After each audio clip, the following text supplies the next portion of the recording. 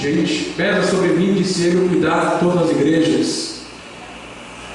Porque, versículo 8, aquele que operou eficazmente em Pedro para o apostolado da circuncisão, esse operou também em mim com eficácia para com os gentios. E conhecendo Tiago, servas que é Pedro, a Pedro em segundo lugar, Tiago em primeiro, porque Tiago era mais importante em Jerusalém.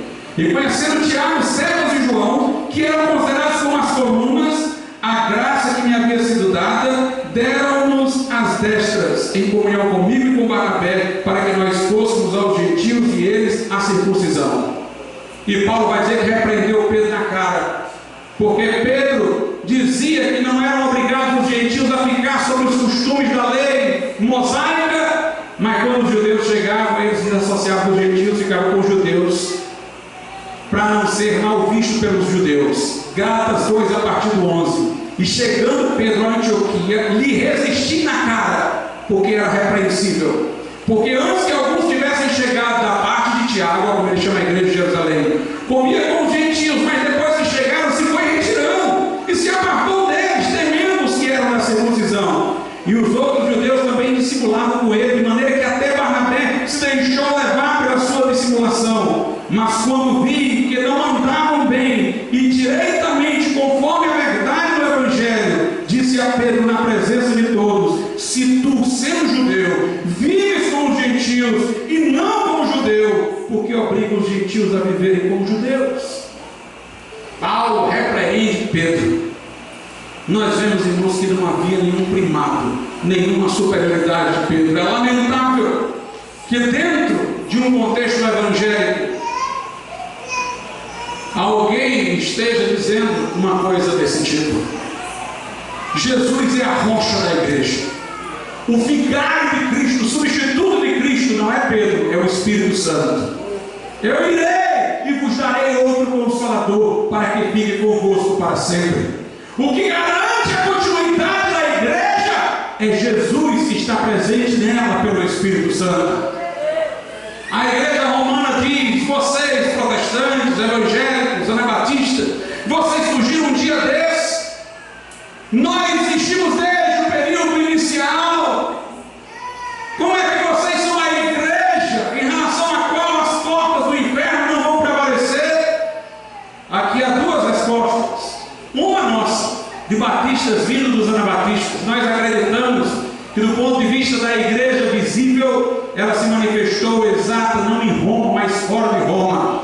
Já no século II, quando a igreja começou a espiar e adotar costumes inadequados, montanistas mantiveram a preservação da verdade apostólica. Quando no século IV, Constantino uniu a igreja ao império, lentamente os donatistas preservaram a pureza da igreja. Na Idade Média, os paulicianos foram, no início, os grandes preservadores da doutrina apostólica fora de Roma, perseguidos por ela. Depois vieram os valdenses, os albigenses evangélicos. Nunca deixou de haver igreja verdadeira na Idade Média, preservando a sua doutrina e mantendo a palavra.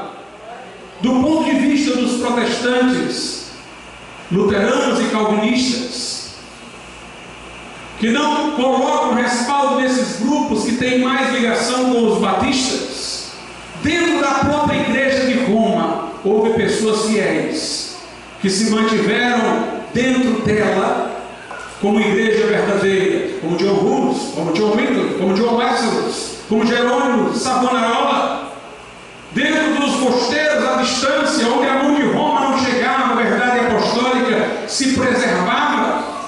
E eles interpretam de outra forma, que também pode ser aceita. Eles procuram ver, mesmo dentro da igreja de Roma, a igreja verdadeira até a chegada da reforma, mas dentro de um cativeiro, que Lutero chamou cativeiro babilônico. Assim como Israel não deixou de existir lá na Babilônia, cativo, assim os fiéis mantiveram a igreja verdadeira, mesmo dentro do cativeiro do papado. O que houve na reforma foi a libertação do cativeiro de Roma. Portanto, o nosso Deus tem preservado a igreja ao longo dos séculos. E o nosso Deus é o Senhor da história. Ele é o Senhor da história. Lá no Apocalipse, nós temos um momento em que tem um livro fechado e lacrado, que representa o livro da história. E há lágrimas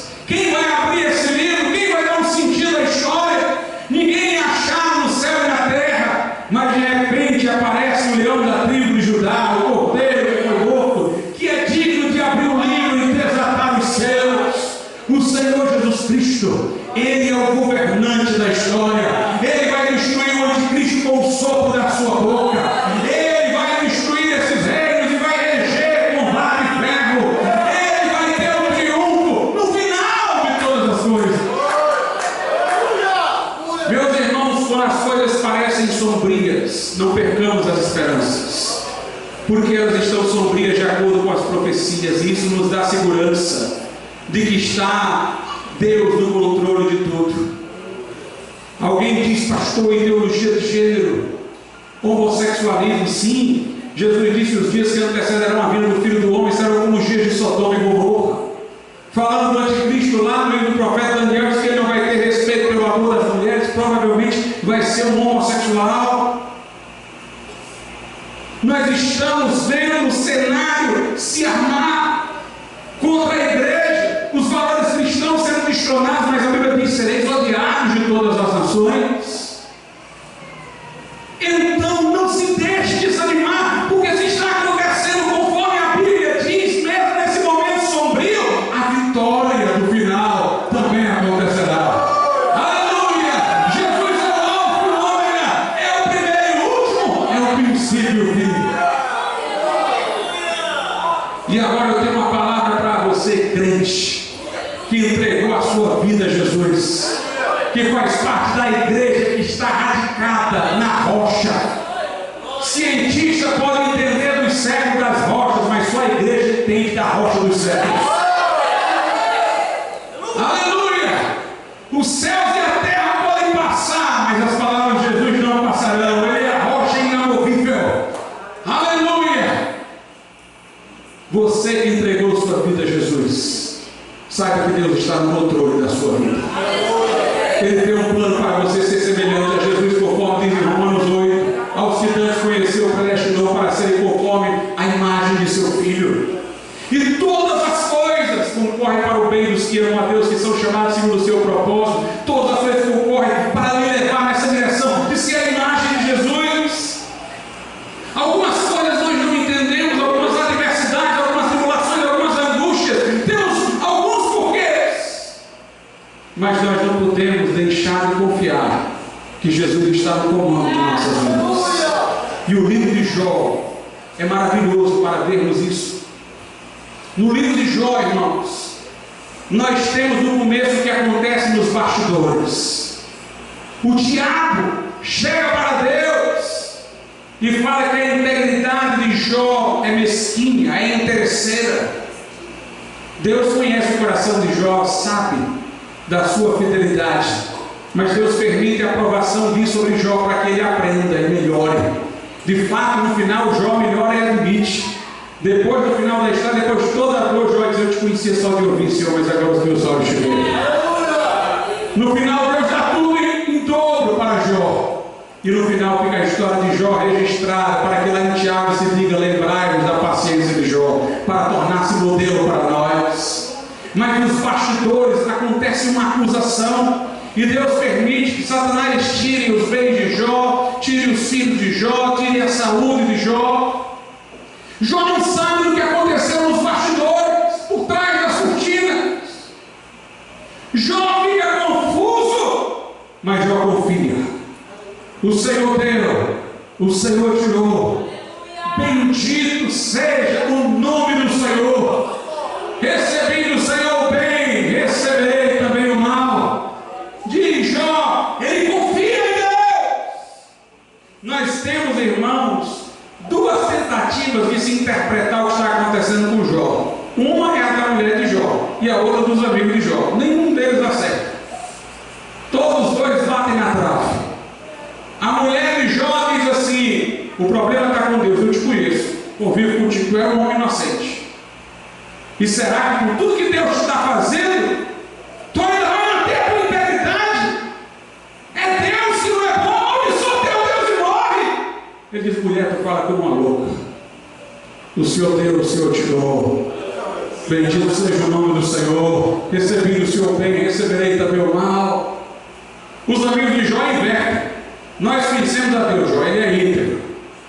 Se tu estás padecendo isso, se tu estás padecendo estas coisas, é porque tu tem pecado, tem coisa errada aí na tua vida. Meus irmãos, nem era porque tinha coisa errada na vida de Jó, nem era porque Deus era mau.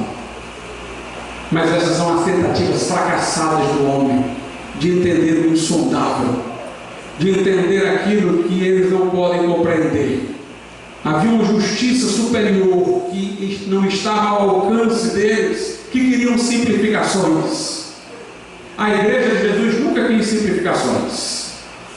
No início do cristianismo tinha gente que dizia: há 3 deuses, o Pai, o Filho e o Espírito Santo. E tinha os sabelianos que diziam: não, só tem uma pessoa com 3 nomes, Pai, Filho e Espírito Santo. A igreja sempre prefere o mais difícil. Tem um Deus e eles são 3 pessoas. Discutiram as naturezas de Jesus. Os simplistas chegaram: Jesus é só homem. Os ebionitas, outros diziam: Jesus é só Deus. Os monoficistas e os nestorianos: Jesus são 2 pessoas, não é homem ou outra Deus. Na igreja tem uma coisa nem outra. Jesus é uma pessoa em 2 naturezas. Homem e Deus, uma só pessoa. Como? Por quê? Que Deus explique. Mas essa é a verdade declarada nas Escrituras. Meus irmãos, nós podemos ter uma noção de como Deus é sábio quando vemos a história de José do Egito.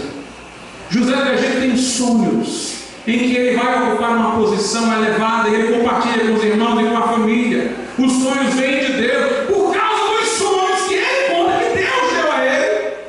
Os irmãos ficam enraivecidos e o vendem como escravo. Os irmãos dele fazem isso como quem diz: vamos matar os sonhos dele. Agora não tem perigo desse sonho descobrir, está vendido é como escravo. Se José perder sua integridade, ia pensar: bem, como é que pode? Deus me deu um sonho de grandeza, eu fui contar, agora eu virei fui escravo. Mas ele mantém a sua integridade. A seu tempo, depois de muito sofrimento, ele é colocado no Egito em grande posição. E os irmãos é que vão buscar socorro aos pés de José. E José diz: vocês intentaram contra mim o mal, mas Deus converteu em bem. Aleluia! O nosso Deus é sábio. Salomão pediu a Deus um pouco dessa sabedoria de Deus e fez coisas esquisitas que nós não entenderíamos. Chega uma mulher e diz: essa daqui matou o filho dela e ficou com o meu filho. A outra diz a mesma história. Salomão: traz o menino aí, vamos partir no meio. É como a sabedoria de Deus. Ninguém estava entendendo aquilo ali. Que loucura é essa? Mas aí a verdadeira mãe se entrega para ela. Salomão: se entrega para quem disse isso, porque essa é a verdadeira mãe. Aleluia! Quem viu que Salomão disse no princípio dizia: chama é muito cruel. Mas tinha uma sabedoria oculta, e assim é Deus, que é totalmente sábio. Deus se oculta na história, por isso que parece haver coisas tão estranhas dentro dela, mas Deus se revela em Jesus Cristo. Por isso eu quero dizer uma coisa: se você tiver dúvida sobre se Deus ama e está no comando da história, não olhe para as adversidades, não olhe para o vento, para você não afundar como Pedro quando andou por cima das águas. Olhe para Jesus. Olhe para Jesus, ali é a prova de que Deus nos ama. Deus diz: vocês não entendem nada, mas eu vou mostrar a vocês que eu amo vocês, porque eu vou enviar meu filho para morrer por vocês. Se eu tenho meu próprio filho, eu sou capaz de dar todas as coisas. Então o crente tem que andar olhando para Jesus. Lá em Hebreus, a Bíblia Sagrada diz o seguinte, no capítulo de número 12, versículos 2 e 3: olhando para Jesus, autor e consumador da fé, o qual pelo gozo que ele estava proposto suportou a cruz, desprezando a afronta e assentou-se à destra do trono de Deus. Considerai, pois, aquele que suportou tais contradições dos pecadores contra si mesmo, para que não enfraqueçais, desfalecendo em vossos ânimos. Olhe para Jesus. Por que os cristãos foram lançados nas arenas de Roma, dilacerados por leões, cantavam louvores a Deus? Porque não olhavam para os leões, olhavam para a cruz. Porque Pedro, porque Estevão não se incomodou com o ranger de dentes no sinédrio, nem sentiu a força das pedras, porque ele disse: eu vejo os céus abertos e o Filho do Homem inteiro. Olhe para Jesus.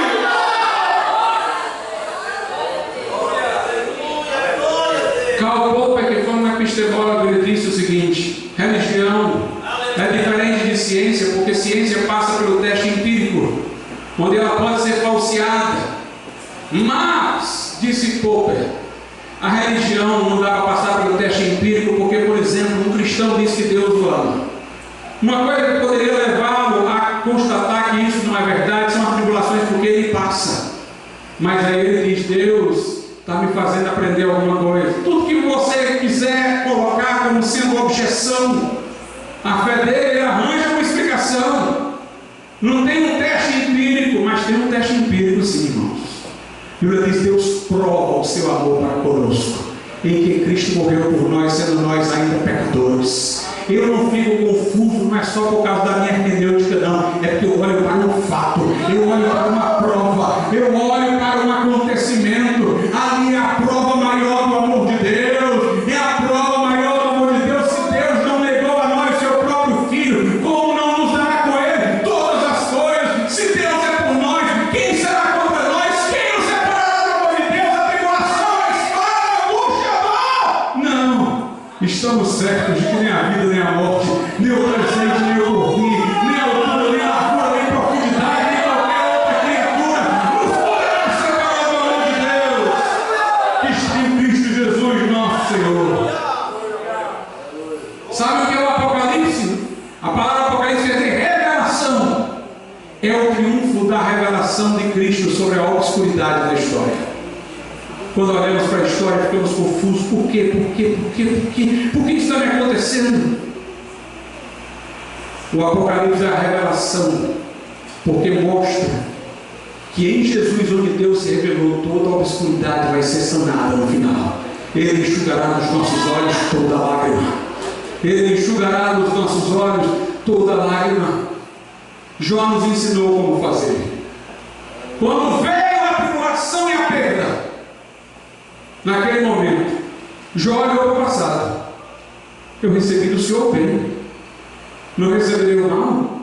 Ou seja, o Deus que está permitindo esses males é o mesmo Deus que me fez o bem até agora. Por que eu vou olhar só para agora e esquecer o que ele já fez? Ele olhou para o passado. Teve uma hora que a tribulação acolchou. Aí Jó olhou para o futuro. Eu sei que o meu Redentor vive, e por fim se levantará sobre a terra. Aleluia, eu sei que eu tenho um Redentor que ressuscitou e que vai dar vitória. Aleluia, se padecemos com Ele seremos glorificados. Se você está padecendo, não se preocupe, hoje é a sexta-feira, o domingo vem aí. Aleluia, brevemente estaremos na glória com Ele. Jó olhou para o passado e disse assim: esse Deus que permite o mal agora me fez o bem até agora. Olhou para o futuro e disse: eu sei que o meu Redentor vive. Mas o presente, Jó, é dor. Aí ele falou para o presente: ainda que ele me mate, nele esperarei. Aleluia. Podemos ter confiança de que não estamos ao léu. Aquele que sustenta a igreja, aquele que sustenta a história, é aquele que sustenta a vida do crente, é aquele que dá sentido à vida do crente. No final a escuridão não prevalecerá, ainda que andemos no vale da sombra da morte, não haveremos de temer mal algum, porque Ele está conosco. Aleluia. Ele diz: nunca te deixarei, nunca te desampararei. Agarra-te ao teu Deus, confia em Jesus. E no final a noite sucumbirá e amanhã vai chegar, porque a Bíblia diz: vencerão com Ele os eleitos, também chamados de amados e fiéis. Vamos ficar. Convido os irmãos que tocam nesse momento de Pedro aqui. É interessante, irmãos, que depois desse momento que Jesus diz: tu és Pedro, todas as passagens subsequentes em que Jesus dialoga com Pedro, ele não o chama de Pedro, ele o chama de Simão. Porque Pedro não teve seu nome mudado, ele não era Simão e ficou Pedro, ele teve uma acréscimo, que foi chamado por Jesus de Simão Pedro. Todo o diálogo posterior de Jesus com Pedro, Jesus chama Pedro de Simão.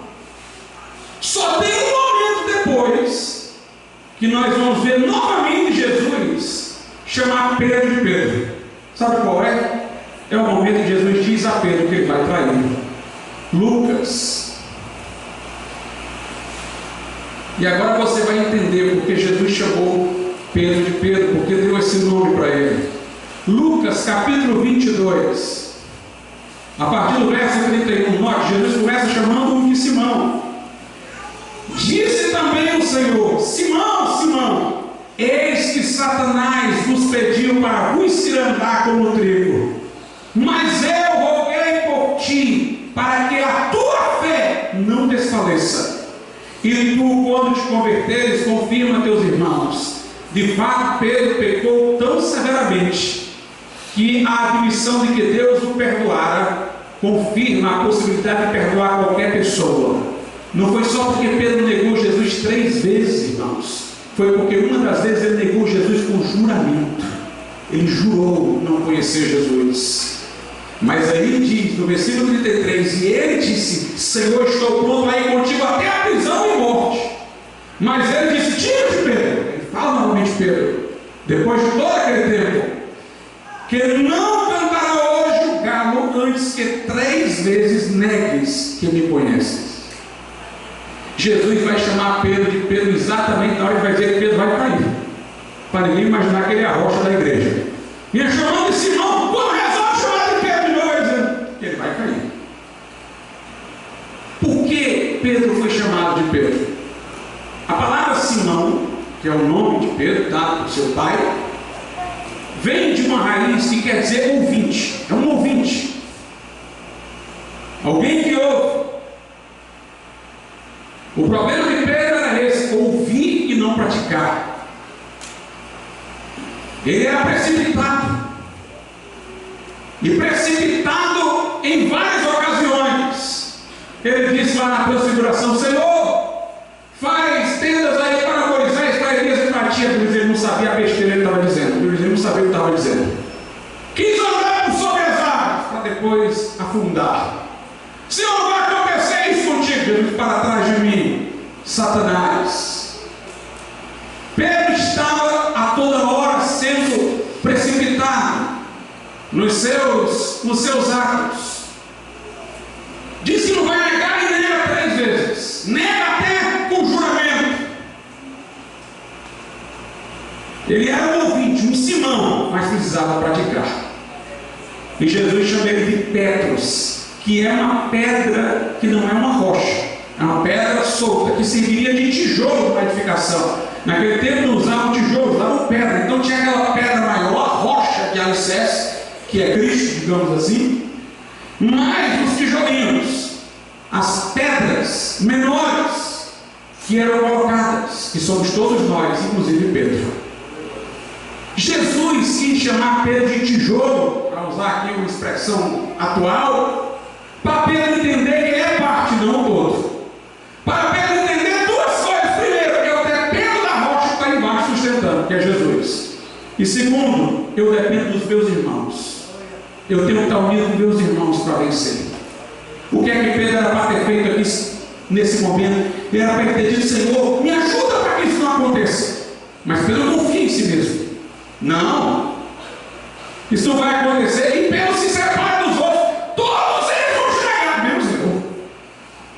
Ele quer ser um todo e não uma parte. Ele não quer ser um tijolo junto com os outros, e nem quer ser edificado sobre a rocha. Ele quer ser um tudo.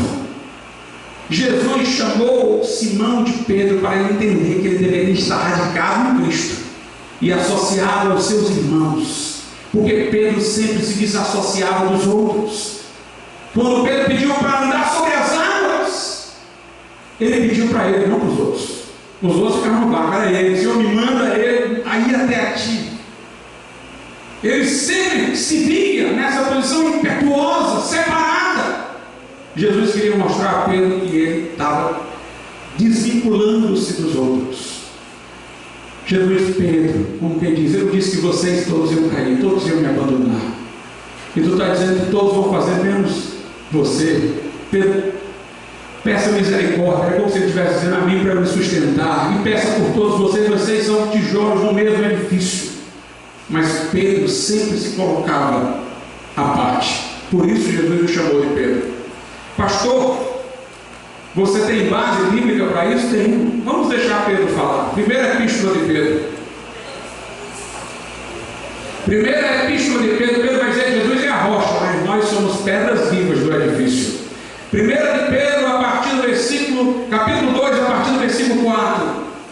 E chegando-nos para ele, para Jesus, é Pedro que fala, pedra viva, reprovada na verdade pelos homens, mas para com Deus eleita e preciosa, vós também como pedras vivas. Vós também como pedras vivas, todos nós somos pedras vivas, somos tijolos do edifício, mas Jesus é a pedra principal. Sois edificados, casa espiritual e sacerdócio santo para oferecer sacrifícios espirituais agradáveis a Deus por Jesus Cristo. Por isso também na Escritura se contém: eis que põe em Sião a pedra principal da esquina, eleita e preciosa, e quem nela crê não será confundido. E assim para vós os que credes é preciosa, mas para os rebeldes a pedra que os edificadores reprovaram, essa foi a principal da esquina, e uma pedra de tropeço e rocha de escândalo para aqueles que tropeçam na palavra, sendo desobedientes para o que também foram destinados. Mas vós, agora ele vê um corpo, sois geração eleita, o sacerdócio real, a nação santa, o povo adquirido, para que anuncieis as virtudes daquele que vos chamou das trevas para a sua maravilhosa luz. Pedro fala que Jesus é a rocha principal, fala que nós somos um povo, e Pedro diz que somos pedras vivas. Ele agora passou a entender que ele era um tijolo entre outros tijolos na edificação de Deus, mas Jesus era a rocha sólida que sustentava todas as coisas. Pedro diz em Atos 4, Pedro diz na sua epístola que Jesus é a rocha. Quem melhor poderia falar sobre o que está registrado em Mateus que não o próprio Pedro? Nós temos aqui claramente Pedro mostrando isso. Meus irmãos, quando Jesus ressuscitou, alguns não entendem bem o que Jesus quis dizer quando destacou Pedro em Marcos. Veja só o que diz lá em Marcos. Marcos capítulo 16, verso 7. Mas ide, dizei a seus discípulos e a Pedro, que ele vai adiante de vós para a Galiléia, ali o vereis, como ele vos disse. Alguns dizem: está vendo? Ele destacou Pedro entre os discípulos. Mas entendamos, se você prestar atenção, Pedro vem depois dos discípulos. Diga aos discípulos e a Pedro. Pedro não era o primeiro que queria saber, era o último. Interessante, irmãos, que os que querem ver superioridade em Pedro dizem que quando os evangelhos sinóticos elencam o nome dos apóstolos, o nome de Pedro sempre é o primeiro. Isso não tem nada a ver. Eu vou dizer porque o nome de Pedro vem primeiro, porque ele foi o primeiro a ser chamado para ser apóstolo. Jesus converteu Pedro antes. Lá em João tem uma narrativa que é diferente da dos sinóticos. É quando André passa a ser seguidor de Jesus, estava com João Batista, mas passa a seguir Jesus, e anuncia a Pedro, que passa a admitir que Jesus também é o Messias. Mas não foi ali o chamado. O chamado aparece nos sinóticos, quando Jesus diz: vinde a mim, os farei pescadores de homens. O primeiro a ser chamado é Pedro, junto com Tiago e João.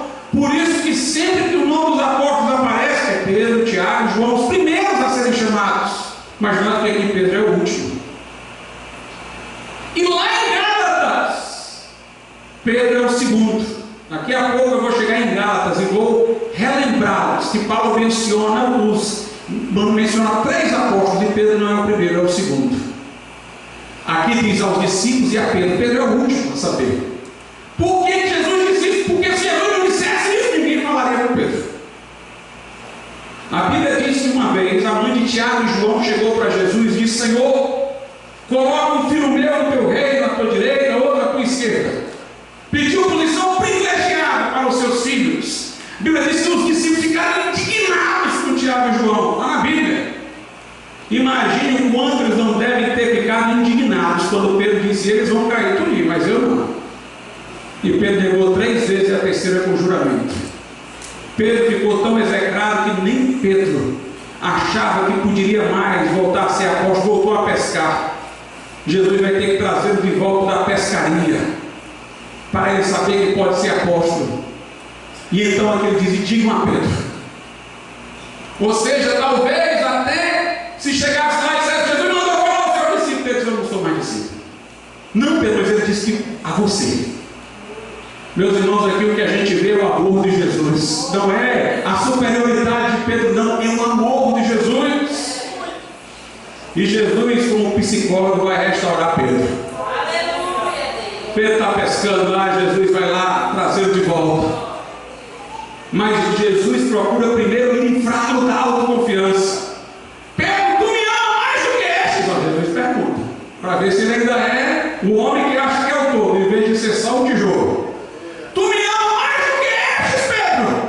A palavra amor ali é ágape, que é o amor excelente. Tu me ama com amor excelente mais do que estes. Pedro é humilde. Pedro diz, Senhor, eu te amo, tu sabes que eu te amo. Ele não diz mais do que os outros. Aí Jesus pergunta a segunda vez, tu me amas? Aí já não diz mais do que os outros. E já não é mais ágape, é filha, que é um amor de amigo, inferior. É como se na primeira vez Jesus dissesse, Pedro, tu me ama? Na segunda vez ele dissesse, Pedro, tu me quer bem? Pedro diz, Senhor, eu te amo. Jesus pergunta a terceira vez, porque Pedro negou Jesus 3 vezes, e Pedro só sentiria confiante se ele pudesse confessar Jesus 3 vezes de novo.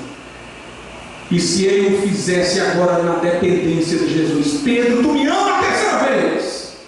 Aí Pedro agora vê que ele não é uma rocha, não é uma pedra solta, ele está na rocha.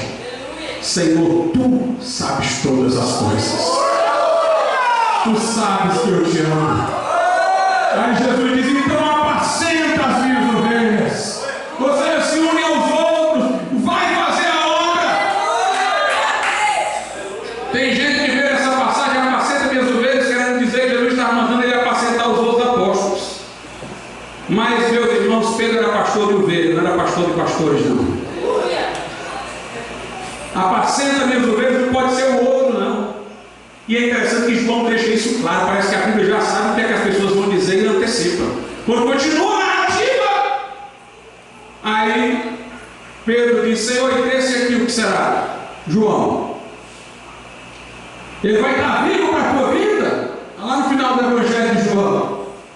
Ora, se Pedro fosse o pastor de João, interessava a ele saber sobre a vida de João. Mas Jesus diz, Pedro, o que é que tu tem a ver com isso? Segue-me tu, a vida é dele. Não é pastor dele, não. Jesus é que era o pastor de João. Aliás, se eu fosse atrás de saber quem era maior entre os apóstolos, eu ia ter grande dificuldade. Porque eu sei que os apóstolos disputaram entre si quem era o maior. Mas Jesus disse, quem dentre vós quiser ser o maior, seja como aquele que serve, seja como uma criança. Tiago e João quiseram ser o maior. Sua mãe foi pedir isso a Jesus. Mas Jesus disse que eles iam experimentar um batismo de sofrimento, iam beber um cálice de dor, do martírio. Se eu fosse comparar, talvez eu desse preferência a João. João foi chamado de discípulo amado. João reclinou a cabeça no peito de Jesus. Pedro, quando queria perguntar a Jesus quem era o traidor, não teve coragem. João pergunta a ele, porque João era mais íntimo de Jesus do que Pedro. Foi a João que Jesus confiou os cuidados da sua mãe. João, essa aqui é tua mãe. Mulher, esse aqui é teu filho. A partir daquele dia, João a recebeu em sua casa. Os discípulos abandonaram Jesus, Pedro traiu, mas João ficou aos pés da cruz. Tanto que Jesus, ali mesmo na cruz, incumbiu de cuidar de sua mãe. João escreveu muito mais do Novo Testamento do que Pedro. Escreveu várias epístolas. Escreveu o livro do Apocalipse. Escreveu o Evangelho. Foi o que teve a revelação do fim dos acontecimentos. Por outro lado, se eu quisesse pensar de outra maneira, eu teria Paulo, que disse, em nada fui inferior aos mais excelentes apóstolos. Antes trabalhei mais do que todos eles. Escreveu o maior número de epístolas. Sua vida ocupa a maior parte da narrativa no livro de Atos. Mas a verdade, irmãos, é que não havia superior nem inferior entre os apóstolos, só Jesus. E Pedro deixa isso claro. Vamos voltar para Pedro de novo. Vamos para a epístola de Pedro. Veja o que Pedro diz. Primeira epístola de Pedro, capítulo 3, versículo 1. Aliás, primeira epístola de Pedro, desculpa-me, capítulo 5, versículo 1. Aos presbíteros que estão entre vós, admoesto eu, que sou também presbítero com eles. Pedro diz aos presbíteros, admoesto eu, que sou presbítero junto com vocês. Não tem superioridade. No verso 4 ele diz, e quando apareceu o sumo pastor, que não é ele, Só tem um pastor de pastores, é Jesus. Alcançareis a incorruptível coroa de glória. É o que diz na primeira epístola de Pedro, capítulo 5. Primeiramente lemos o 1, depois o 4. Nós podemos, meus irmãos, ver que no livro de Atos não há superioridade de Pedro. Ah, pastor, mas Pedro pregou primeiro no dia de Pentecostes. Sim, mas a Bíblia diz que quando ele pôs de pé, os demais se colocaram de pé com ele, os apóstolos. Pedro pregou ali porque era mais impetuoso. Normalmente era o que tomava a frente, era de seu temperamento fazer. Mas quando ele pregou, a multidão sabia que ele não tinha superioridade, porque a multidão contrita disse: que faremos, varões irmãos? A multidão se dirigiu a todos os apóstolos e não só ao pregador. Mas pastor, foi Pedro o responsável pela escolha de Matias no lugar de Judas? Não. Em Atos 1, Pedro diz que estava escrito que Judas trairia, o que cumpriu-se, e que outro deveria tomar o seu lugar. Aí a Bíblia diz que o povo, os reunidos, apresentaram lá dois, Matias e outro. Pedro só fez dizer o que estava na Bíblia e apresentaram dois. E a Bíblia diz que Matias foi escolhido depois de eles lançarem sorte e por voto comum. Então todos participaram, não tem nenhuma superioridade de Pedro. E ainda digo mais, Pedro errou naquele dia. Porque se Jesus quisesse ter escolhido Matias, teria escolhido quando ressuscitou. Um apóstolo não era escolhido pela igreja, era escolhido por Jesus. A Bíblia diz lá nos evangelhos sinóticos, Jesus escolheu ele mesmo os que ele quis como apóstolos. Era Jesus quem escolhia pessoalmente um apóstolo.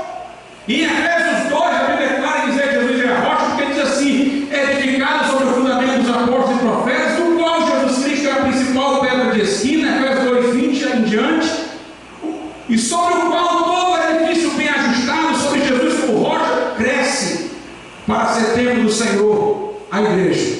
Está lá em Efésios. Mas note, abaixo da igreja está fundamento de apóstolos e profetas, abaixo está Jesus.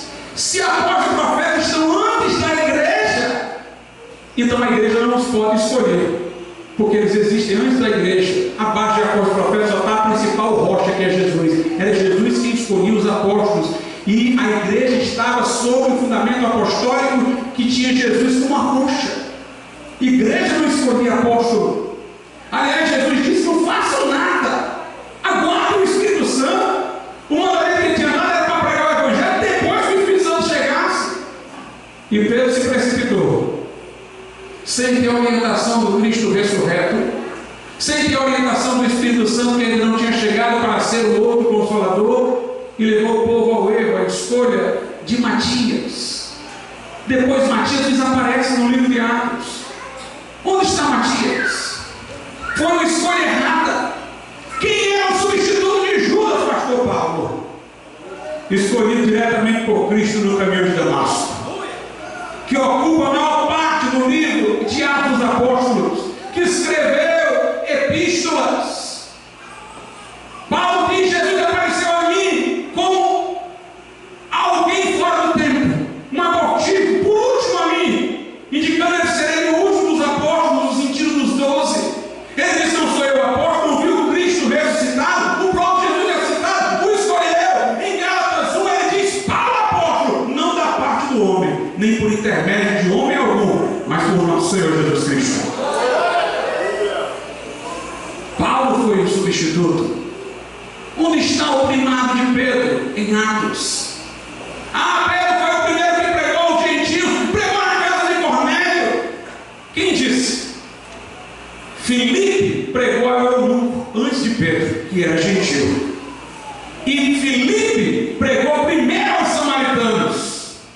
E a Bíblia diz que quando os de Jerusalém ouviram que os de Samaria haviam recebido a palavra, enviaram para lá Pedro e João. Pedro e João estavam submissos à igreja de Jerusalém, porque foram enviados. Pedro não foi por conta própria, foi enviado pela igreja.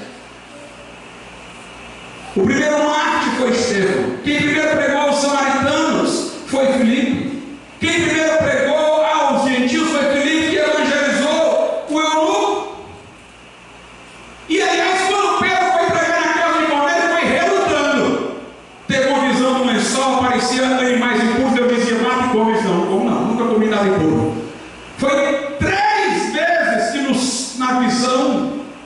Deus disse: mata e come, porque ele resistia. E quando ele saiu da visão e apareceram da casa de Cornélio para vir chamá-lo, a Bíblia diz que o Espírito Santo dele falou para ele: vai se hesitar, homem teimoso.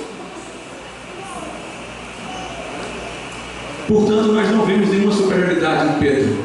No concílio de Jerusalém, quando os judaizantes foram reprovados, quem teve preeminência, se algum teve, foi Tiago.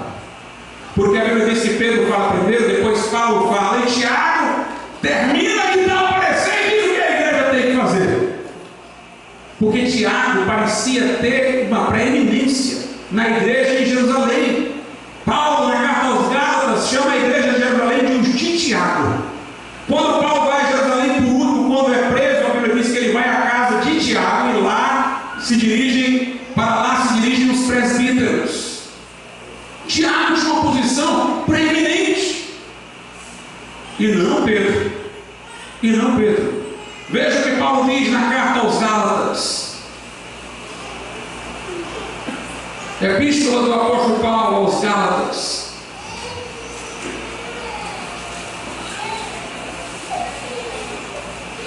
Capítulo de número 2.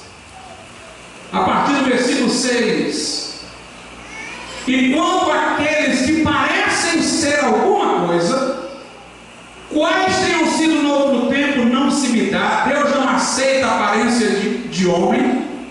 Esses dignos que pareciam ser alguma coisa, nada me comunicaram. Paulo está falando de Pedro, Tiago e João. Um dia, numa leitura, ele foi a Jerusalém para dizer o evangelho que ele havia recebido de Jesus diretamente por revelação, para dizer o que ele pregava, que não veio dos apóstolos, veio de Jesus. Aí ele diz: esses homens aí que parecia ser grande coisa, do outro tempo pode ter sido, não sei, mas eles não me acrescentaram nada. Aí continue. Antes, pelo contrário, quando viram que o evangelho da incircuncisão, ou seja, dos gentios, me estava confiado como a Pedro da circuncisão, e então Paulo tinha um público muito maior do que Pedro. Pedro só pregava para judeus. O filho do homem, a quem seria dado o reino pelo ancião de dias, que representava Deus Pai. De alguma maneira, os discípulos de Jesus pressupunha, e até os demais se inclinavam por reconhecê-lo como o filho do homem. Mas o que Jesus queria era que entendessem que aquele filho do homem, de que falava Daniel, que muitos já estavam prontos a reconhecer como sendo o próprio Jesus, também era divino, era Deus, o Filho unigênito de Deus. Então Jesus diz: que dizem os homens ser o Filho do homem? E eles disseram, uns João o Batista, outros Elias, outros Jeremias, ou um dos profetas. E disse-lhes ele: e vós, quem dizeis que eu sou? Jesus queria aqui mostrar o que distingue a igreja do mundo. Eles têm diferentes concepções acerca de mim. Até hoje, vemos no mundo pessoas entenderem Jesus como um grande mestre, um grande psicólogo, um grande pedagogo. E a igreja distingue-se do mundo na forma específica, revelada, de compreender a Jesus. Jesus diz: bem, eles dizem isso em vocês. Note que é uma separação, eles e vocês. O que distingue vocês deles? O que vocês dizem? E Pedro tomou a palavra e disse: tu és o Cristo, o Filho do Deus vivo. Ou seja, o Filho do homem também é o Filho de Deus, o unigênito, eternamente gerado do Pai, é divino. Aí Jesus disse: bem-aventurado és tu, Simão Barjonas. Quem te revelou isso não foi carne e sangue, ou seja, não foi a minha aparência de carpinteiro, de homem de dores, experimentado nos trabalhos. Não foi olhando para mim que tu soubeste disso, mas quem te revelou isso foi o meu Pai que está nos céus. Observe, Jesus pergunta o que os discípulos acham dele, e Pedro então se antecipa aos demais e faz uma confissão. Jesus não está falando a seguir de Pedro, Jesus está falando o que Pedro falou. Feliz és tu, Simão Barjonas. Quem te revelou isso não foi carne e sangue, isso te veio por revelação de meu Pai. Pois eu te digo que tu és Pedro, e sobre esta pedra, a pedra é a confissão de Pedro, eu edificarei a minha igreja, e as portas do inferno não prevalecerão contra ela. O que caracteriza a igreja e é a rocha dela é a revelação de Jesus Cristo como o Filho unigênito de Deus. É a confissão do nome de Jesus. Por isso Jesus disse: onde estiverem dois ou três reunidos em meu nome, confessando o meu nome, aí estou eu no meu deles, sendo a rocha que os une, que os sustenta como uma unidade. No diálogo aqui, nós temos três elementos. Jesus, o outro lado que conversa com Jesus, ele dirige-se a todos os discípulos, mas Pedro fala, e aquilo de que se fala. Tem duas pessoas falando, mas tem um terceiro elemento, é o assunto. O assunto é o Filho do Homem. Quando Jesus diz sobre esta pedra, alguns falam, por que Jesus não disse sobre mim? Porque Jesus está falando dele na terceira pessoa, quando ele diz: que dizem os homens ser o Filho do Homem? Não é que ele está falando de si na terceira pessoa. Que dizem o Filho do Homem? É um assunto: quem é o Filho do Homem? Ele já está falando de si na terceira pessoa desde o começo. E Pedro diz: tu és o Cristo, o Filho do Deus vivo. Jesus diz: pois eu te digo que tu és Pedro, e sobre esta pedra, a confissão, a revelação de que o Filho do Homem é o Filho de Deus, sobre esta pedra, o assunto, eu edificarei a minha igreja, e as portas do inferno não prevalecerão contra ela. Uma coisa interessante é que os sinóticos, Marcos, Lucas, são evangelhos afins com Mateus, que seguem relatos semelhantes, terminam essa narrativa na confissão de Pedro, não continuam. Termina assim: Jesus diz: quem vocês dizem que eu sou? Pedro diz: tu és o Cristo, o Filho de Deus, Filho de Deus vivo, Cristo de Deus. Termina. Por que Marcos e Lucas terminam aí? Porque o que vem depois é só um reforço à ideia que já foi transmitida, de que a igreja é uma comunidade confessante, que confessa Jesus. A igreja é a comunidade que tem a revelação de Jesus. É isso que faz a igreja sem igreja. Então Marcos e Lucas terminam aí. O que vem aqui em Mateus é um reforço. Jesus diz: pois bem, Pedro, isso que tu confessaste por revelação é a rocha sobre a qual a igreja está levantada. Observemos, irmãos, algumas coisas. Há uma diferença entre a palavra Pedro e pedra. Pedro vem do grego Petros, é um termo masculino. Pedra vem do grego Petra, é um termo feminino. Existe um termo grego outro também para pedra, que não é um nem outro. Mas Jesus fez questão de distinguir. Se ele estivesse se referindo a Pedro, aí sim ele deveria ter dito: tu és Pedro sobre ti. Porque Pedro não era assunto da conversa para ser terceira pessoa. O Filho do Homem era, que dizem os homens ser o Filho do Homem, uma terceira pessoa, falando dele mesmo na terceira. A Pedro ele está falando sempre diretamente, nunca na terceira pessoa. Ele chama Pedro dizendo: tu és Pedro. Ele poderia ter dito sobre ti ou sobre Pedro, se fosse o caso, mas ele usa a palavra diferente: sobre esta pedra edificarei a minha igreja. A palavra Pedro vem do grego Petros, e de acordo com a concordância da Bíblia Strong, Petros significa um pedaço de rocha, uma pedra solta, pode ser até um certo tamanho que sirva de tijolo, numa edificação correspondente a um tijolo, mas não é um grande rochedo. E pedra, conforme a concordância da Bíblia Strong, é uma rocha sólida, grande, um penhasco. No dicionário grego-inglês Lynn Scott, que é muito respeitado, é dito que Petros é uma pedra solta, e Petra é rocha fixa, rochedo, penhasco.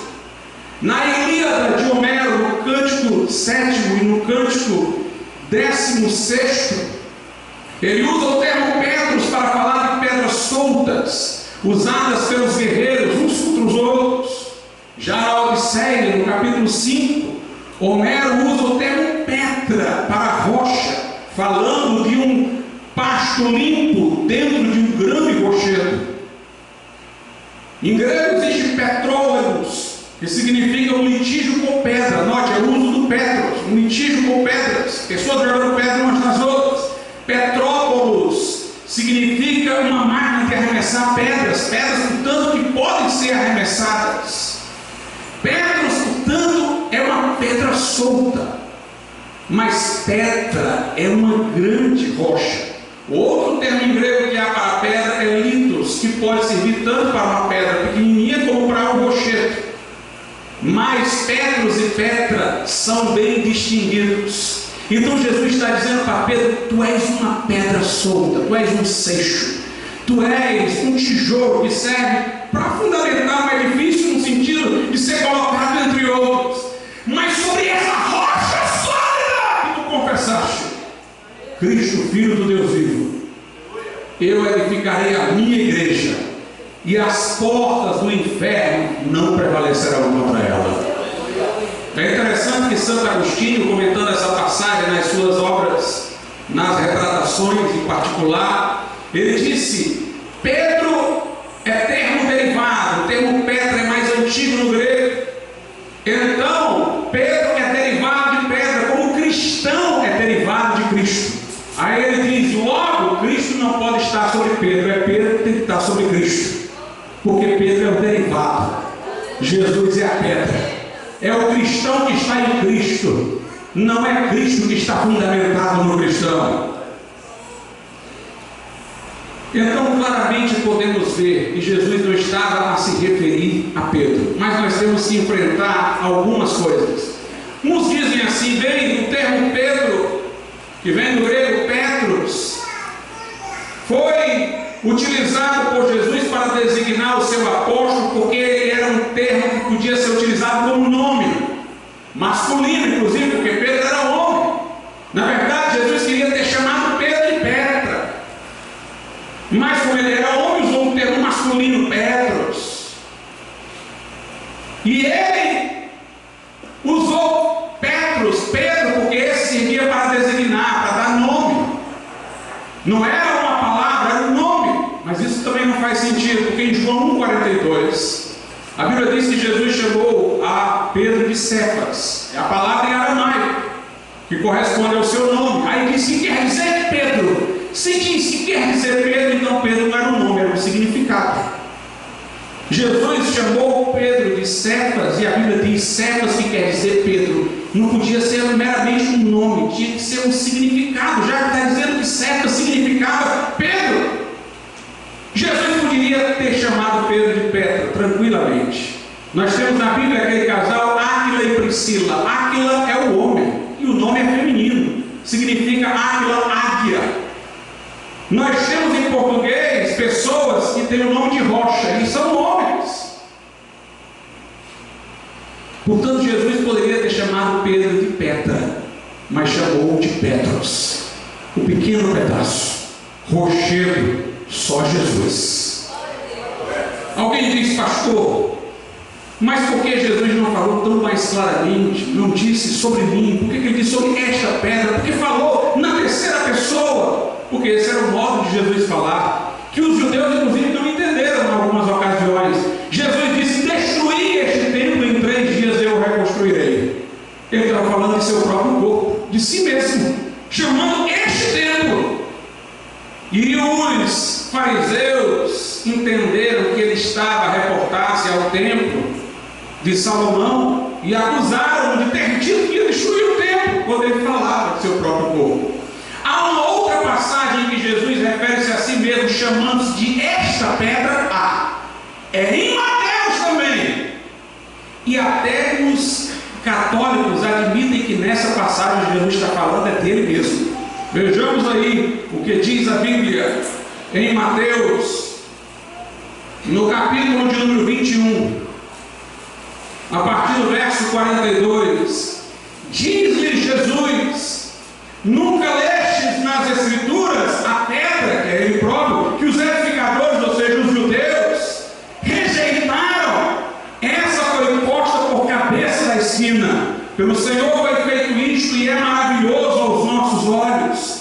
Portanto, eu vos digo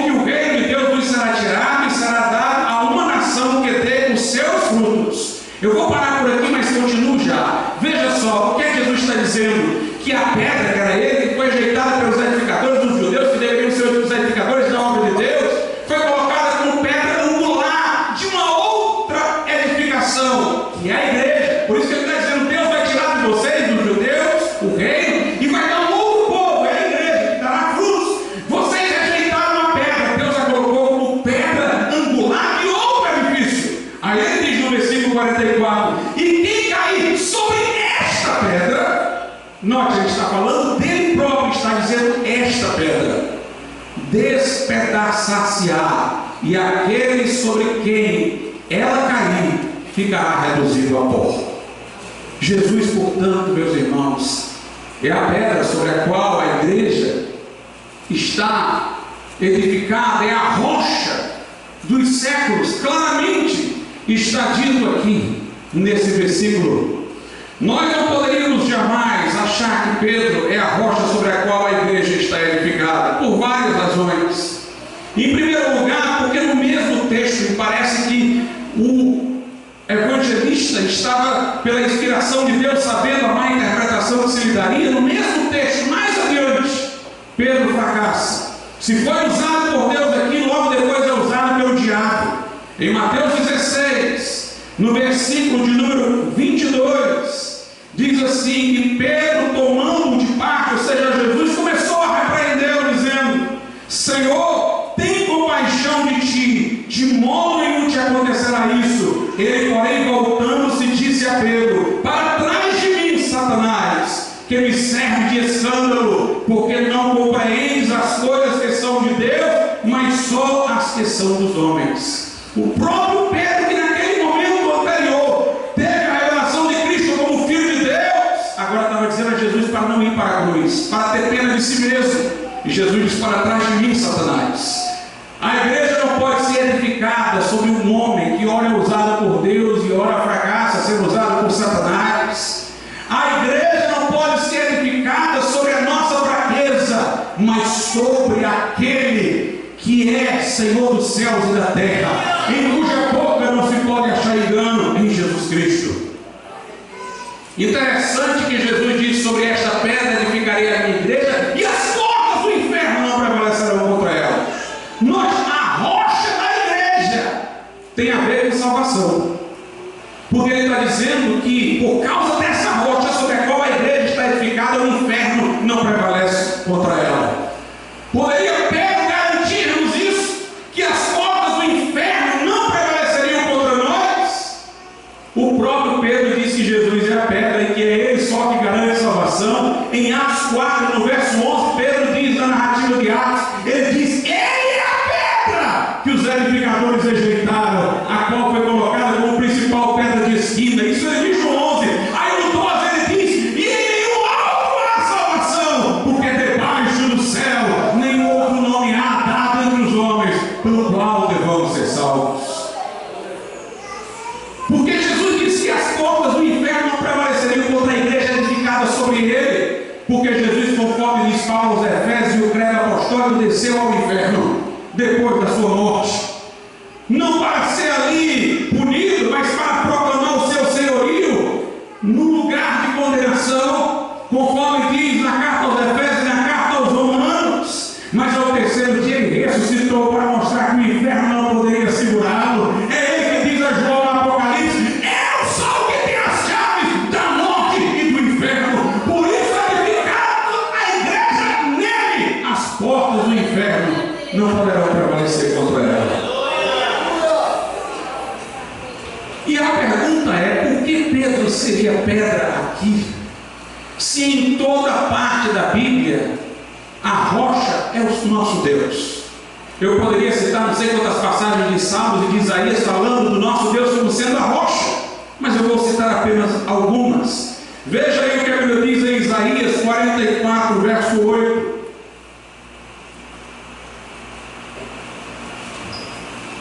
Não vos assombreis nem temais. Porventura desde então não vos ouvir, e não vos anunciei, porque vós sois as minhas testemunhas. Porventura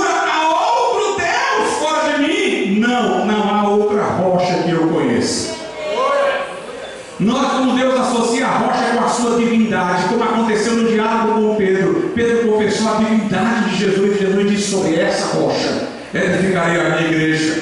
Vejam que ainda em Isaías é dito, Isaías capítulo 30, verso 29, um canto haverá entre nós, como na noite em que se celebra uma festa santa, e alegria de coração, como a daquele que vai com flauta para entrar no monte do Senhor, a rocha de Israel. Será que Deus é a rocha de Israel e Pedro é a rocha da igreja? Será que somos inferiores ao povo de Israel, que teria uma rocha muito mais sólida do que a igreja?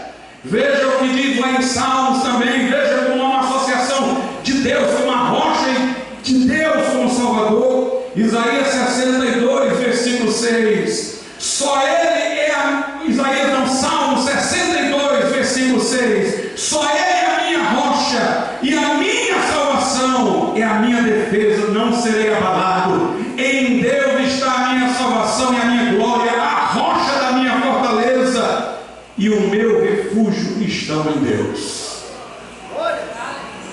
Todo o Velho Testamento diz que a rocha é o próprio Deus. No Novo Testamento também, lembra daquela passagem? Jesus disse: quem tem sede, vem a mim e beba. Era o dia em que se comemorava o momento em que a pedra do deserto foi ferida e dela jorrou água. E Jesus, naquele grande dia da festa dos tabernáculos, quando disse: quem tem sede, vem a mim e beba, comparou-se àquela pedra do deserto ferida, da qual jorrou água. E disse: quem tem sede, vem a mim e beba. Estava se colocando como aquele que foi prefigurado pela pedra do deserto. Veja o que Paulo diz na primeira carta aos Coríntios, capítulo de número 10, versículo de número 4. E beberam todos de uma mesma bebida espiritual, porque bebiam da pedra espiritual que os seguia, e a pedra era Cristo. Samuel colocou uma pedra em determinado lugar e disse: Ebenezer, pedra de ajuda. Até aqui nos ajudou o Senhor. Se em todo lugar Deus é a pedra, Jesus é a pedra, porque só em Mateus 16 seria Pedro. Não faz o menor sentido. Não há nenhuma probabilidade de ser Jesus. É a rocha sobre a qual a igreja está edificada. Mas alguém poderá dizer: mas pastor, lá em Mateus 16, no versículo 19, Jesus disse: eu darei as chaves do reino dos céus. Eu te darei as chaves do reino dos céus. Tudo que ligares na terra será ligado nos céus, e tudo que desligares na terra será desligado nos céus. Não é isto alguma coisa que coloca Pedro em posição de vantagem? Em Mateus 18, Jesus diz isso para todos os discípulos: tudo que ligares na terra será ligado no céu, tudo que desligares na terra será desligado no céu. Aqui ele diz para Pedro, porque é com Pedro que ele fala. Essa chave aqui, irmãos, é a palavra de Deus. Quando você prega a palavra de Deus, você abre as portas para as pessoas entrarem no reino. Quando você se cala, você está fechando. É com base nessa palavra que nós disciplinamos como igreja, corpo coletivo, o que peca, para que também reconheçamos que Deus o está colocando sob disciplina. E com base nessa palavra que nós readmitimos como igreja os arrependidos. Em Mateus 18, nós vemos isso ser colocado para toda a igreja. Se alguém pecar, repreende entre ti ele só. Se não te ouvir, leva dois. Se não te ouvir, leva a igreja toda. Se não ouvir a igreja, considera o gentio publicano. É uma decisão com a igreja, do corpo coletivo. Jesus fala em Mateus 18 a todos os apóstolos: tudo que desligar, ligar na terra será ligado no céu. Tudo que desligar na terra será desligado no céu. E ainda vou mais adiante. Sabe com quem estavam essas chaves antes de estarem com os apóstolos? Com os líderes judaicos, os doutores da lei, os fariseus. Mateus diz isso. Mateus 26, de Mateus 23 diz assim. Mateus 23, 13, Jesus diz: mas ai de vós, escribas e fariseus hipócritas, pois que fechais aos homens o reino dos céus, e nem vós entrais, nem deixais entrar aos que estão entrando. Em Lucas 11:52, Jesus disse que esses líderes tinham a chave da ciência. Ou seja, os líderes judaicos, os ensinadores da palavra, os mestres da palavra, eram os que tinham a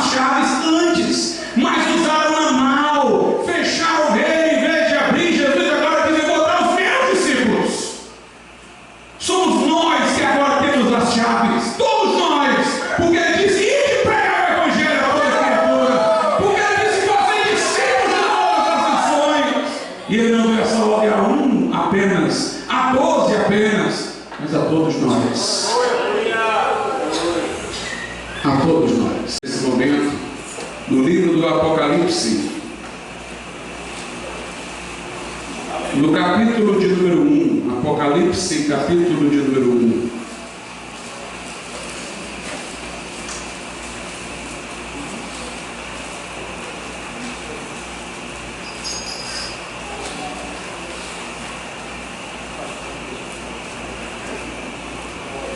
A partir do versículo de número 9. Apocalipse 1, a partir do versículo de número 9. Eu, João, que também sou vosso irmão e companheiro na aflição e no reino e paciência de Jesus Cristo, estava na ilha chamada Patmos, por causa da palavra de Deus e pelo testemunho de Jesus Cristo. Eu fui arrebatado no Espírito no dia do Senhor, e ouvi detrás de mim uma grande voz, como de trombeta, que dizia: eu sou o Alfa e o Ômega, o primeiro e o derradeiro. E o que vês, escreve um livro e envia às 7 igrejas que estão na Ásia, a Éfeso e a Esmirna, e a Pérgamo e a Tiatira, e a Sardes e a Filadélfia e Laodiceia.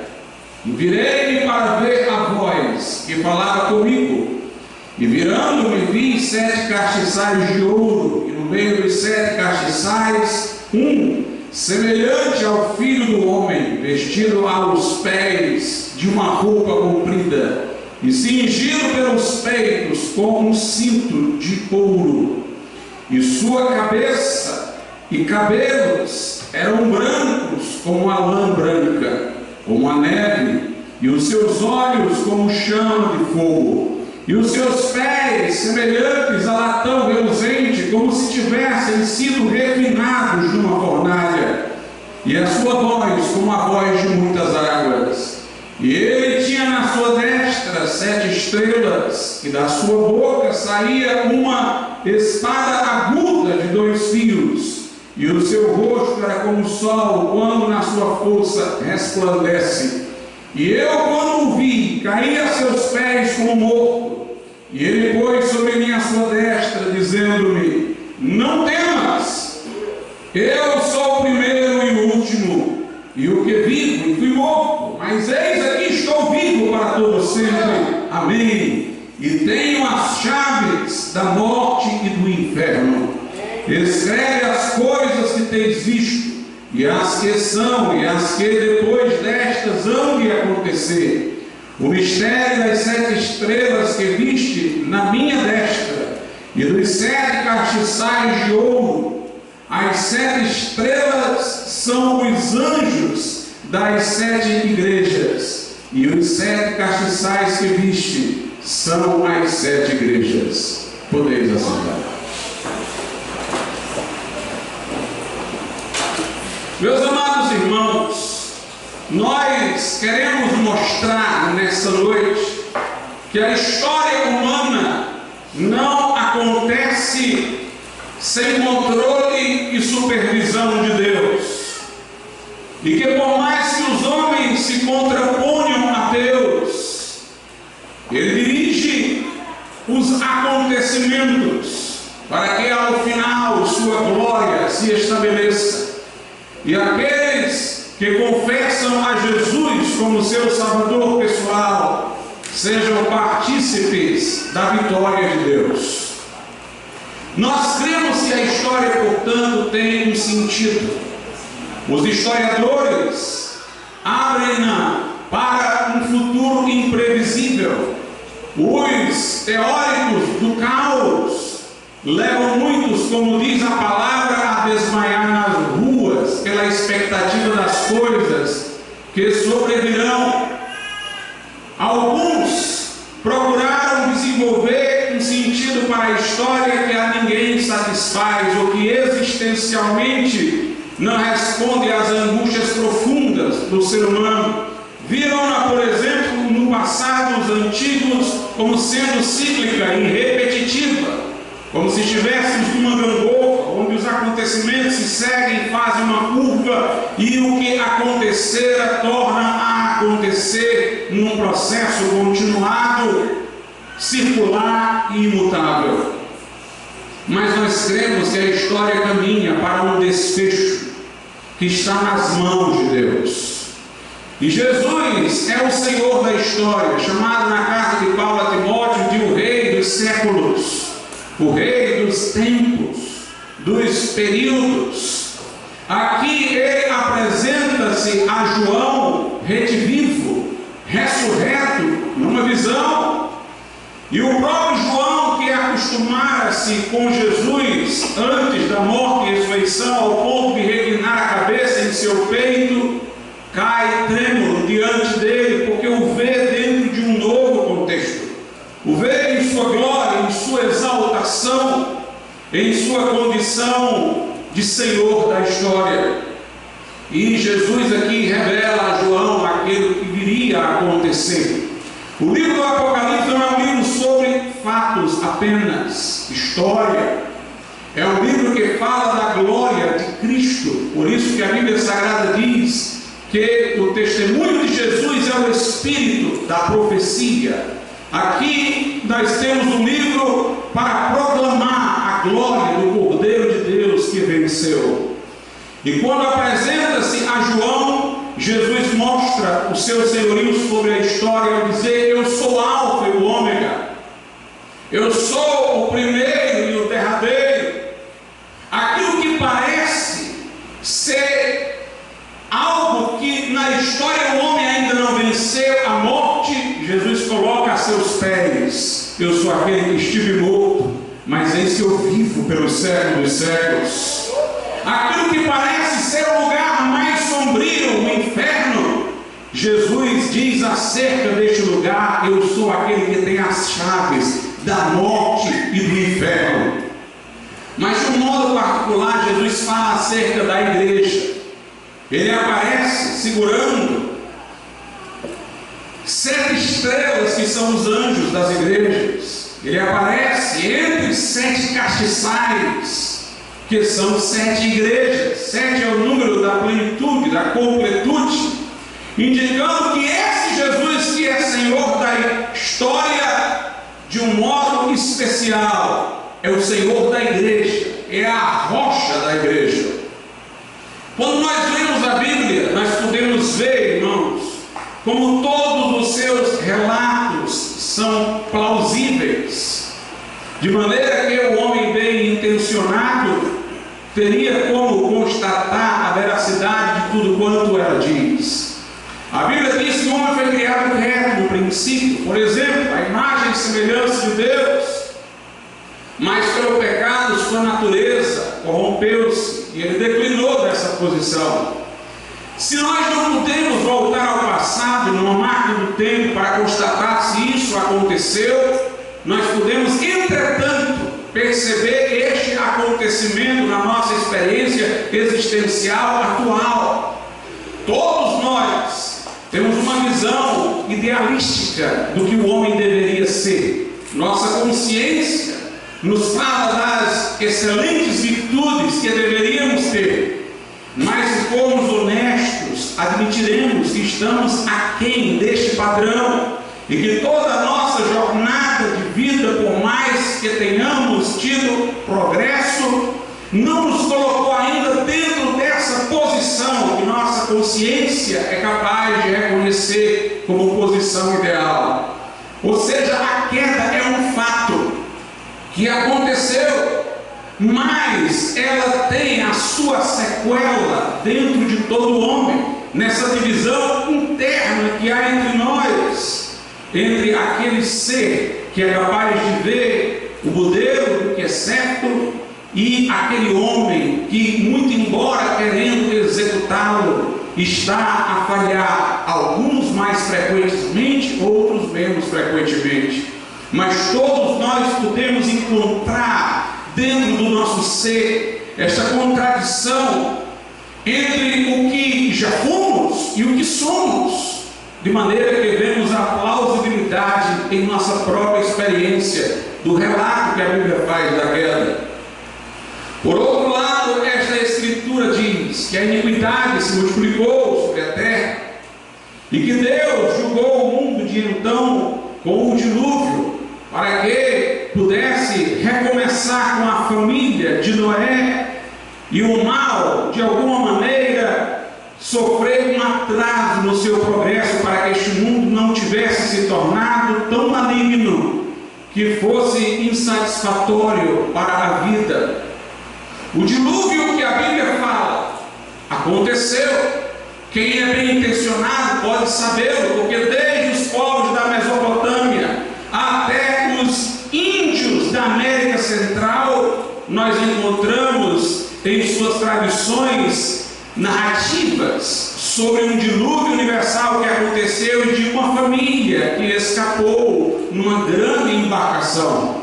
Como haveria esta convergência de relatos em culturas as mais diferentes, separadas pelo oceano, se não fosse verdade o que a Bíblia diz? A Bíblia mostra como dos filhos de Noé vieram as principais linhas, grupos étnicos da história da humanidade, e há a profecia do que aconteceria a essas três linhas.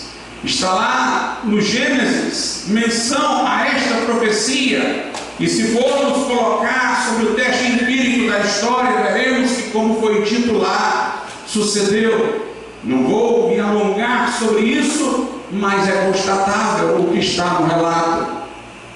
Nós vemos que Deus escolheu Abraão para dele vir uma nação da qual também viria o Messias, a nação de Israel. E esta nação, meus irmãos, ela é um testemunho vivo da fidedignidade do relato bíblico, porque Deus disse que sempre esta nação permaneceria, porque Ele tem um plano final para ela.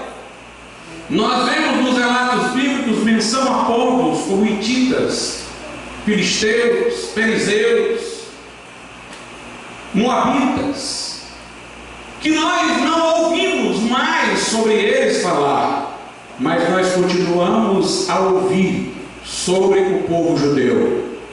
Nós tivemos na história desse povo inúmeras situações de dor, em que o povo ficou cativo, foi oprimido pela Síria, foi escravo antes no Egito, foi dominado pela Babilônia, depois pela Pérsia, depois pela Grécia, depois por Roma, mas todos esses impérios sucumbiram, mas a nação sobreviveu.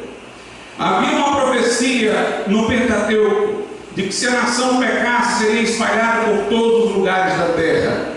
Houve quem quisesse dizer que isso se referia ao momento em que foram levados cativos para a Babilônia, mas aí seria ser levado para um lugar só, enquanto que a advertência era de que pecando seriam espalhados por todos os lugares da terra.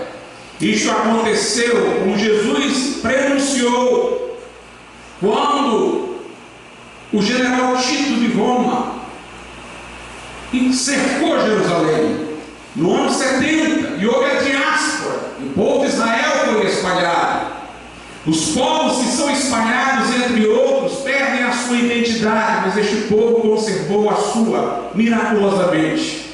Uma nação sem território, que nunca deixou de ser uma nação, deixaram de ser um Estado, porque um dos elementos do Estado é o território, mas não deixaram de ser uma nação, que é o conceito sociológico, um povo que tem identidade por força de suas tradições, das quais não abdicou, nunca se deixou assimilar pelos povos estrangeiros onde esteve espalhado.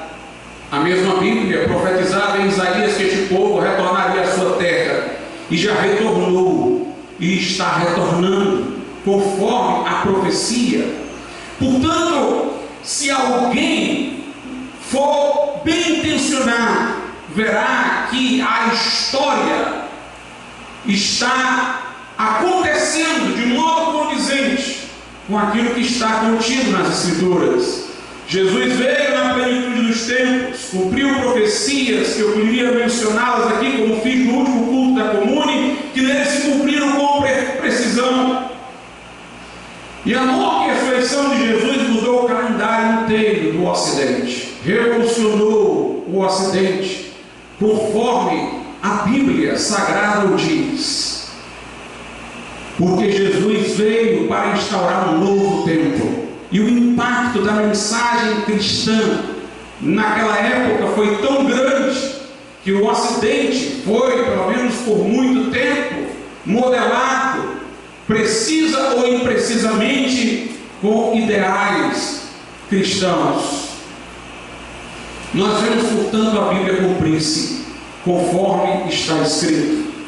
Nós podemos perceber que a Bíblia falava de uma apostasia na igreja que está a acontecer, de que seríamos odiados por todas as nações. As nações estão invertendo os valores que vêm de longa data. O pós-cristianismo, como disse C.S. Lewis, é pior do que o paganismo. Há muito mais de parentesco entre o paganismo e o cristianismo do que entre ambos e o pós-cristianismo.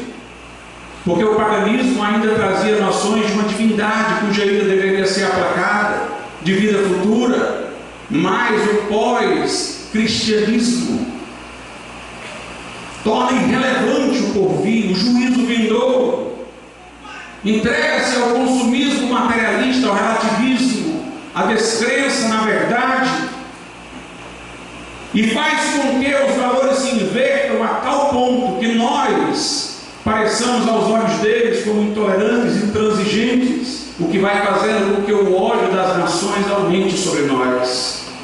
Quando eu leio o relato da Torre de Babel, eu vejo como ele é preciso, porque lá explica-se que os povos surgiram com línguas diferentes, aquela humanidade homogênea foi dividida, porque unida ela levantou o nariz contra Deus. A Torre de Babel, para erguer-se até os céus, era um desafio do homem contra Deus, do humanismo contra Deus, da arrogância humana contra Deus. E Deus os espalhou com línguas distintas para quebrar aquela arrogância. E nós vemos hoje a União Europeia, que é uma volta da Torre de Babel, o começo de um processo de junção, de homogeneidade, uma só moeda, um só corpo, de nações em um tronco só. Nós vemos a União Europeia dizer que ela não pode mais invocar sua ancestralidade cristã como motivo dessa nova união que passa a compor. E ali os homens erguem o seu nariz e a sua arrogância humanista contra Deus. Vemos que quando a humanidade se une, é para ficar contra Deus. Por isso que depois das guerras sempre há uma ressensibilização das pessoas para com a religião, com Deus, quando há divisão, mas quando eles se juntam, se sentem fortes enquanto humanidade e se colocam como divindade em oposição ao Deus verdadeiro. Vemos assim, irmãos, que a história ela condiz com tudo que a Bíblia diz. Os relatos bíblicos mostram na história a sua plausibilidade. Mas nós vamos voltar a isso mais adiante.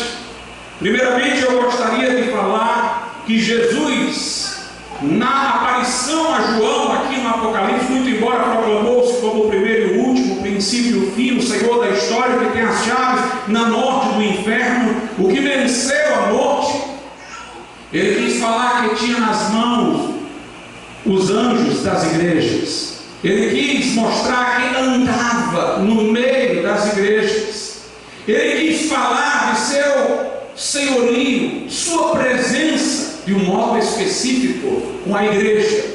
A razão de a igreja sobreviver, e por igreja eu não entendo as quatro paredes, o prédio, eu não entendo uma grande instituição, eu entendo a comunidade dos verdadeiros crentes, unidos espiritualmente em Cristo pelo Espírito Santo.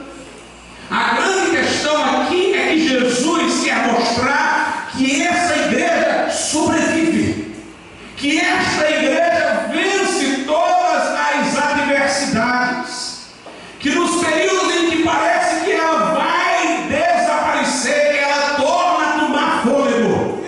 Porque ela tem o Senhor, porque Jesus está no meio dela. Nos períodos mais sombrios, em que parecia que as ideologias seculares tomariam de conta da igreja, como a época do iluminismo, um grande avivamento sobreveio à Inglaterra no século XVIII e atingiu também os Estados Unidos. E o nosso Deus é poderoso para manter a chama acesa da igreja sobre a terra. Como Jesus disse, as portas do inferno não prevalecerão contra ela. Vejamos o que a Escritura diz em Mateus, no capítulo de número 16. Evangelho de Mateus,